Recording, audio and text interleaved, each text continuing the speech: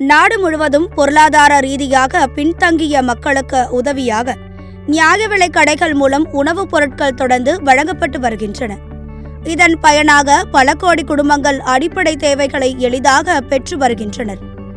தமிழகத்தில் மட்டும் 33,222 நியாய விலைக் கடைகளில் ஒவ்வொரு மாதமும் அரிசி, சர்க்கரை, பருப்பு, பாமாயில் போன்ற அத்தியாவசிய பொருட்கள் வழங்கப்படுகின்றன. இதன் மூலம் 2.2 கோடி ரேஷன் அட்டைகள் வழியாக சுமார் 7 கோடி மக்கள் பயனடைந்து வருகின்றனர். ரேஷன் அட்டை வைத்திருப்பவர்கள் பொங்கல் பரிசு தொகுப்பு, இயற்கை பேரிடர் கால உதவித்தொகை, மகளிர் உரிமை தொகை போன்ற பல நலத்திட்டங்களையும் பெறுவதால் புதிய ரேஷன் அட்டையாகவும் திருத்தம் செய்யும் மக்களின் வரிசை தொடர்ந்து நீள்கிறது.